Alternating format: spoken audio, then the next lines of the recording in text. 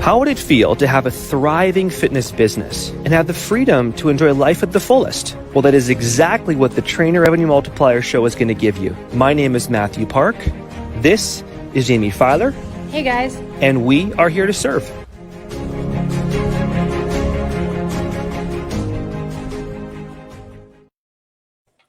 And this is the epic rock star Ross Cowan. Ross, good morning, good afternoon to you in the UK. How are you?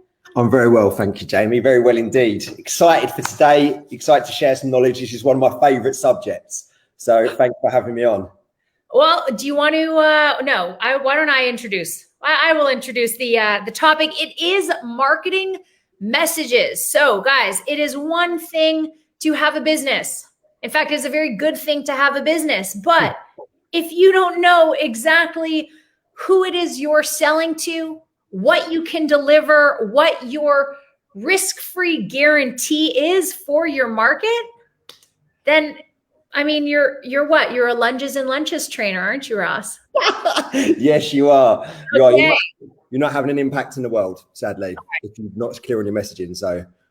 So I would love, and I think you are the perfect guest, or rather co-host, for this particular topic, because you recently switched around your marketing message and it made all of the difference in the world. Please tell us about that. We did. We spent the first 5 years of our business as the Body Transformation Academy, which in one way, shape or form was everything to everyone. If you wanted to be fit, male, female, older, younger, we would help you, which was okay, but is the exact opposite to what we're talking about now, which is being everything to everyone, makes your marketing very, very hard and bland.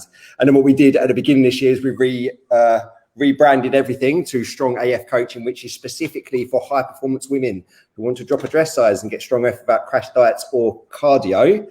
And the difference is this, and Jamie's did the perfect example, is that if you're in an online business, which most people are now, and there's billions of people online and your message is everything to everyone, it's like walking into a stadium and firing a confetti cannon and expecting your message to hit that person. And what we're doing by talking about your messaging to marketing is swapping that strategy for standing over a barrel of fish with a shotgun, which means one shot, one lead, or one shot, 5 leads. And it's about being clear on that message so you can be consistent with what you're doing online in the organic space.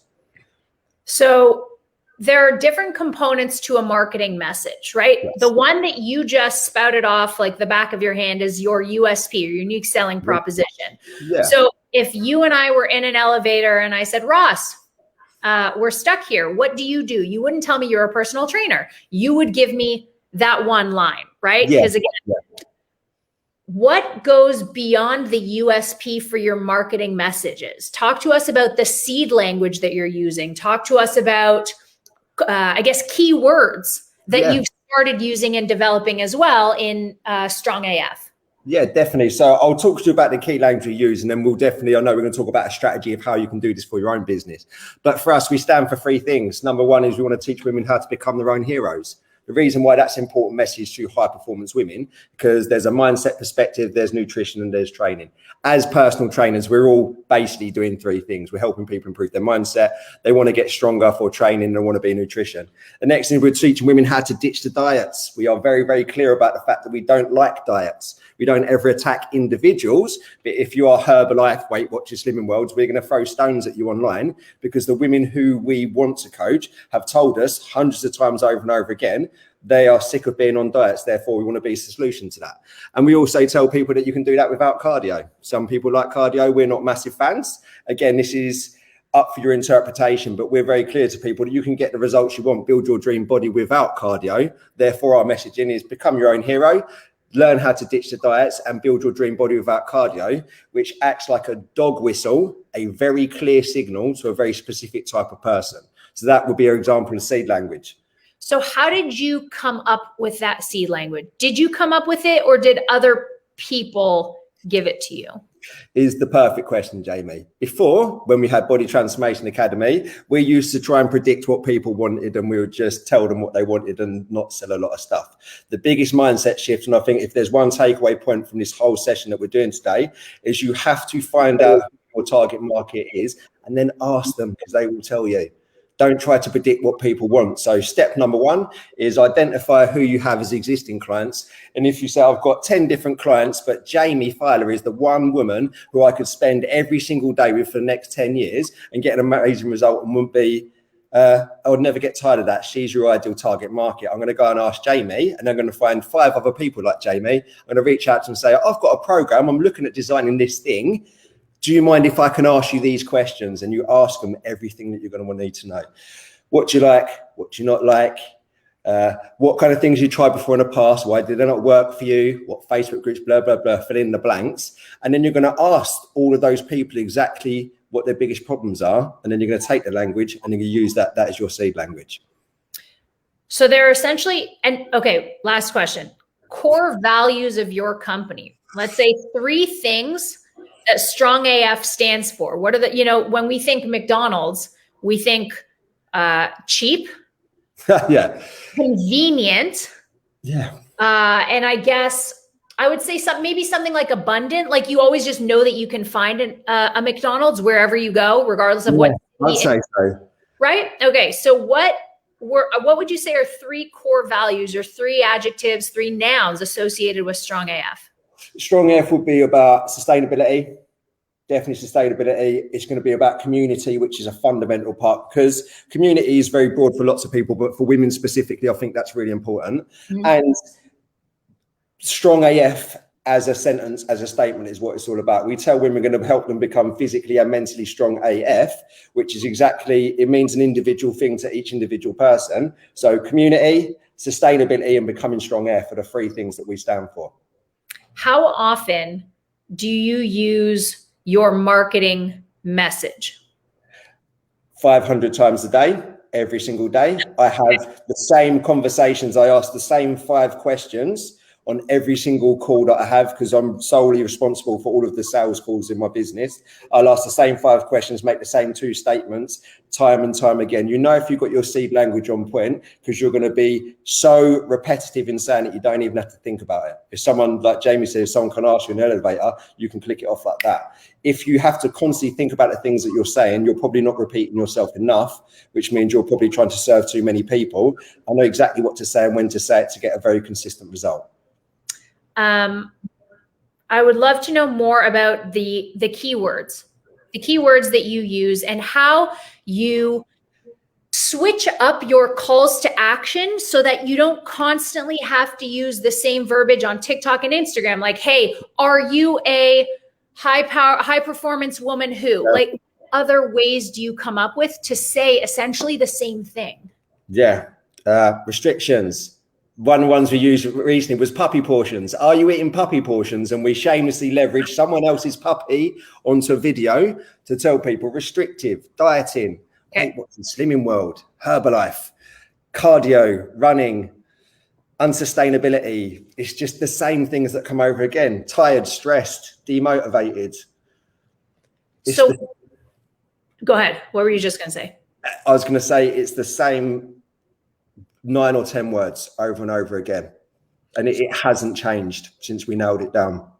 So moral of the story, guys, I mean, we still have like so much more of the show, but essentially if you want to come up with a marketing message, start with a bubble in the middle, start with your target market, write down everything they say to you. Ross, you said you had 5 questions you ask everyone, and this is essentially where your answers came from. What are the 5 questions? What's the biggest challenge you're facing in your health and fitness right now? Super open-ended, and let them finish that sentence. How long has this been a challenge for you? Is this 1 week, or is it more than 5 years, or has it been a lifetime? What other things have you tried before in the past? This is a really good leading question, because they're going to be like, oh, I tried this, and this. Slimming World, Weight Watchers, Herbalife in my case. This is just for me, could be other things. The next question, which is really, really key, is that what do you think is the fundamental reason why these things did not work for you? And the answer to that question is going to be basically a lot of your seed language. It wasn't sustainable. I got tired.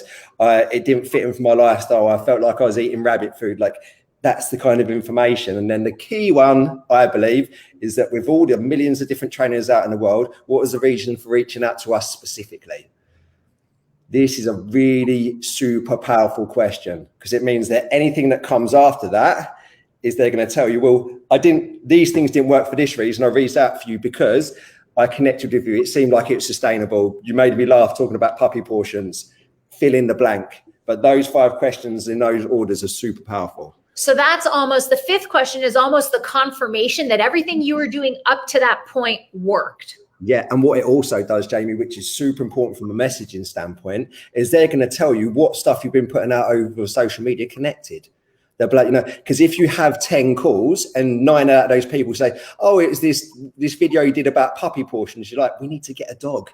Like, that will be it. Or if it was half of them, say one of them was about cardio, the other thing was about dieting, it's okay, there's a bit of a balance. But we now know from doing hundreds of these calls and asking the same questions, which is where repetition comes in, is that you always get the same answers.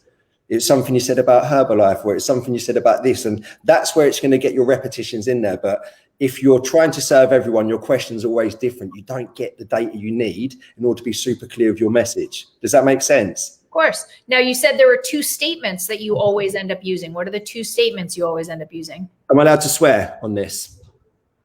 I'll keep it PG. So what I say to people is that, look, as you can appreciate, there's 2 different sides to the fitness industry. There's this side over here, and I'm just gesturing to the right-hand side for this is a podcast, is people that say like, eat less, move more, shut their F up and get on with it, which is fine. This is... Most people know these kind of trainers. There's this side over here, which is what we call the coaching approach, which is talking about habits, personalities, beliefs, without being too deep on a 10-minute conversation, your identity. Your identity is the conversation that you have when no one else is around. It's the stuff you say to yourself that if you appreciate you said to other people, you wouldn't have any friends. The reason why we as coaches focus on this side of the equation, because the PTs will get your result, but we want you to sustain that for the rest of your life. For us, talking to women, that is an absolute penny drop moment where they realize that these things haven't happened. Does that make sense? Of course it does. I'm positioning myself as a coach who's going to talk to people about mindset and sustainability. And then the second one, we say to everyone, this is my favorite, is there's 2 different things you're going to need in order to get a sustainable result. Number 1 is you must have the right strategy. Number 2 is you need the right level of positive accountability. If you have the best strategy in the world, training, nutrition, but no one holding you accountable, human beings left to their own devices and a fanny about, we procrastinate. The reason why, and that's not going to be your fault. This is just human beings. And then most people are like, oh, I've had a strategy before, but I didn't get a result. The next thing, and I know you're American, you're not American. There's a lot of Americans. I'm going to say this anyway. This is my example. I say you could have the best accountability in the world. Some happy, clappy American life coach, Jamie, you're amazing. But if the strategy they're giving you is not right, you're not going to get a result. And they go, okay. And then here's the question. I say to them, so how many times in the last 5 years you've had both of these things at the same time? And what they're going to say. Like, haven't. That's why I'm here. And then what I'm going to say is awesome. So I'm going to give you the right strategy and the positive accountability. And I structure this like messaging and the conversations I have with people in 2 calls. The first 10-minute call is going to determine whether I want them as a coaching client. And exactly what I've told you is what I've said 100 times in those first 10 minutes of every single call. If you was going to use this, so let's make this practical for the people that are listening to this. Those same questions is what you're doing in a market research standpoint. If you was like, I'm not quite clear on what my messaging is, but I know there's 5 people who are my ideal client, ask them those questions. They're going to give you all the information, and you can take the common things that they say out of the answers and start to put it into your posts and just drill it out over and over again. I was just going to say, even if those people don't buy after the initial 10-minute triage call, you have invaluable data that you can then go out and sell 10 packages to your ideal client. I would argue, Jamie, I'd rather have 10 people like give me the right information and not buy it. I wouldn't be bothered, because that information is going to serve me for the next 10 years if I need to. I'd rather have 100 people, only 10 people buy it, because it's always going to be a win. What you're looking for is the common threads, the things that are going to allow you to stand over a barrel of fish with a shotgun and just every single, and the thing, I was thinking about this on the way over and the way on the train, because I knew he was having this conversation. I would say to people, if you are not confident to put $1,000 down on one Facebook ad with the copy that you had in there, I would say you're probably not as confident as you would need to be with your messaging. We use this example in TRM that if you had to pay $1 for every follower that you had on Instagram, you'd probably think a lot more about the kind of messaging that you put out. I am confident enough that I would put $1,000 down on one of my posts right now, because I know that it's already been proven time and time again. It's quite an extreme example, but I think it's something to think about for people. If you would do that, a lot of people are here, they're like, ads don't work. Is that, well, the system works. But if your message is unclear, and this is everything we're talking about today, then the ad's not going to work, because it's a system that is based on communicating with the right person at the right time. What do you think of that? I 100% agree. I 100% agree that it's your copy. It's not the idea of Facebook ads or Instagram ads in and of themselves. It's that it's your messaging, right? It's your marketing messages. Yeah. I learned something, well, I didn't learn it for the first time. It was reiterated to me this past weekend that what so many coaches do and the error that so many coaches make in regards to marketing messages is that all they do is talk about deliverables. All they do is when people, hey, what do you offer? Well, I offer macros and cardio and supplement protocol and some workouts, right? You're no different. What differentiates you is your offer, which is so different than your deliverables, right? And that's when the sustainability, the community, and the becoming strong AF, which are essentially your offer, not your deliverable. How would you differentiate, or I'm sure this is something you see as well. Tell me about how you view the difference between offer and deliverable. Beautiful, Jamie. Really good point. So there's features and benefits. Features are the functional tools that everyone else sells. I sell nutrition plans, training, and mindset coaching. Same as Jamie, same as everyone else there, but I call it something completely different. This is what we call like decommoditization. So a commodity is something that gets compared on price. If every single person in the market is selling training, nutrition, and mindset, I'd sell it for £150 and James sells it for £250. Just like you would do when you get your phone bill or you're trying to get Wi-Fi in your new house. You're like, okay, so the broadband speed's the same. This one's $10 less. I'm going to buy it on that. This is what happens when you sell yourself on features. You become a commodity. The minute that I come into the space, and I don't call it training, nutrition, and mindset, I call it becoming your own hero, big, strong AF, ditch the diet system. Everyone's like, oh my God, what's this thing over here? I've used language, the seed language that I asked my ladies about, to decommoditize myself and my business, which means even though it is fitness, it's not. I'm selling something completely different, which allows me to charge a premium for what I'm doing, because I deliver a premium service. Even if we're the best coaches in the world, if you're going to be compared on price, it doesn't matter how good you are. This is so freaking important for people, because you can be the most highly qualified person in the world, but if you can't distinguish the difference between your seed language and the features that you sell, it's not going to make a difference. And all the qualification in the world aren't going to help you.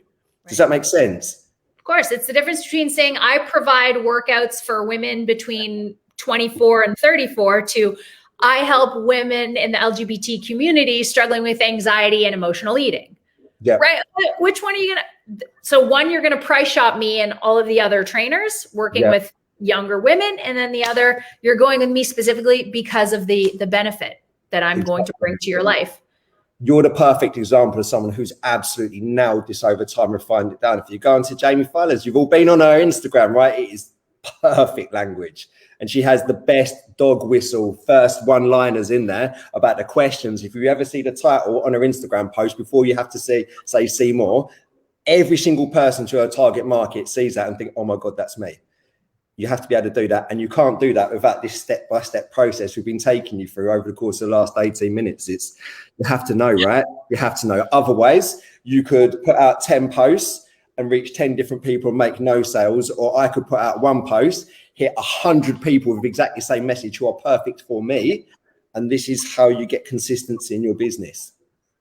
So what would you say? I mean, because we can talk till we're blue in the face about marketing messages, but how do you convince a trainer who is not yet making even $5,000 a month that if I say, listen, it was the best thing I ever did, not the biggest mistake, to specify and to pigeonhole myself in the LGBTQ community with anxiety in order to get to that income level. And for you chose high performance women specifically. How do we tell those trainers who still don't think that marketing message is the way to 10K, 20, 40, that this is the best thing?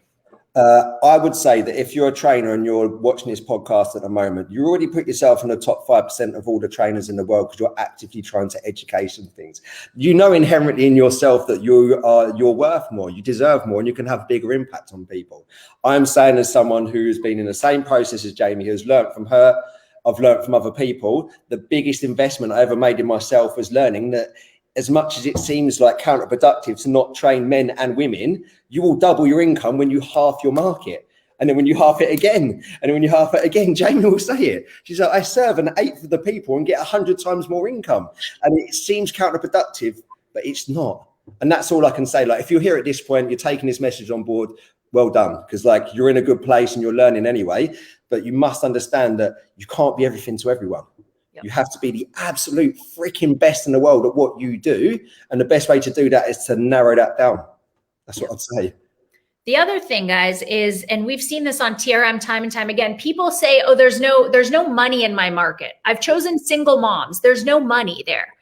Guys, Ross and I are essentially on opposite ends of the spectrum. Yep. I've specifically chosen women with anxiety. So they already have an issue getting on the phone with me in the first place, let alone believing in themselves enough to believe in me, let alone parting with their money. And Ross has chosen high performance women who are making like more than he is, right? Yeah. So Ross, how do we convince people that there is a market for them? Try it. And you know what? I thought about that really, really hard. That how do you convince someone else you can do it?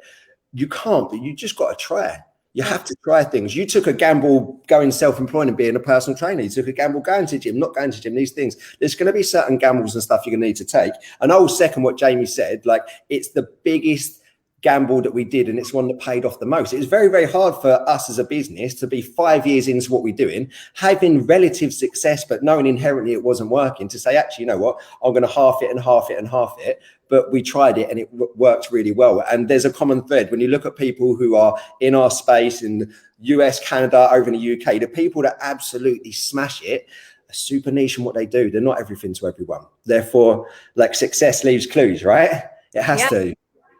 The other thing about worrying whether your target market has the money or not is if we look at TRM, right? TRM 10K specifically, these are trainers who aren't yet at a point at their business where they're making 10K. And yet Matt, through his specific messaging and his marketing, has had trainers who aren't making, let's say, 3K per month, pay him 1,000 per month because he knows exactly what they need. He knows exactly what to deliver to them. So they're like, oh my God, this guy is talking straight to me. I believe him. I believe that he can get me to 10K, right? So whether you have single moms or lesbians with anxiety or high performance women, if you say the exact thing they need to hear at the right time for them, they give you a blank check. Of course they do. And saying that there's not enough like single mums in the world, there's not enough guys with sore lower backs or high performance men or low performance women, or just it's a nonsense. Okay, there's a bit of belief work you need to do that, but obviously if you're in the online space and stuff, it's there. So the easiest way to do this, if you are feeling, I think the conversation, if you're feeling quite anxious about like, okay, but I'm training men and women, how do I transition myself? Step number one is don't sack half your clients straight away, but just take the time to get your message and say, look, what I'm going to do, I currently train everyone, but my new message is just going out to a certain type of person. Let me just try this. And you'll know within 4 weeks, 6 weeks, 8 weeks that if I'm messaging just to Jamie, but I've got Chris and loads of other guys behind me, and I start getting 10 Jamies on board, you're like, okay, this is it. It's what I need to. You don't have to drop everything. I think that transition is going to be really important for people. We don't want you to drop half your business straight away, but if you just get that message in and save yourself some time and be more niche and specific in what you do, the results will speak for themselves. I guarantee it. Yep. Could not agree more. And we're both living proof, right? Yeah. Amen to that. So guys, the biggest takeaways is, first of all, go back to somewhere between the 12 and 14 minute mark and write down the 5 questions Ross asks on his triage call. Why? Because this will lead to step 2, formulating your unique selling proposition, the key words you're going to use in your messaging, and the core values of your business. And then step 3, start using your marketing messages in everything you do, whether it's a TikTok, a Facebook post, an Instagram, a blog. Yep.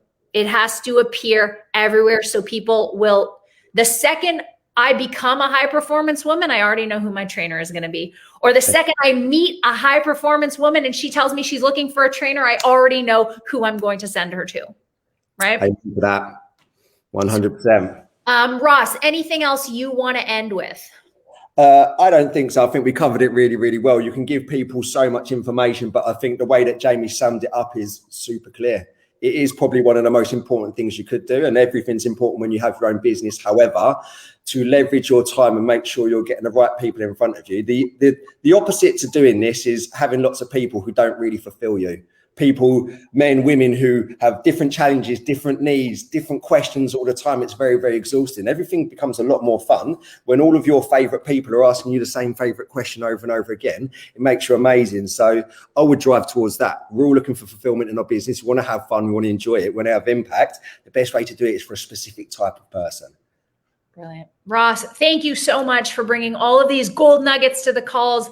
Guys, if you found value in today's episode, please share it on your Facebook, your Instagram, wherever. Be sure to tag Jaime91 at, oh my gosh, what is your Instagram, Ross? Just put in Emily Hackett Fitness. Emily Hackett Fitness at Trainer Revenue Multiplier. We are on all the major podcast platforms, Apple, iTunes, Stitcher, Spotify. So be sure to subscribe so you don't miss an episode, or you could watch the live each and every Thursday on the Trainer Revenue Multiplier Facebook page.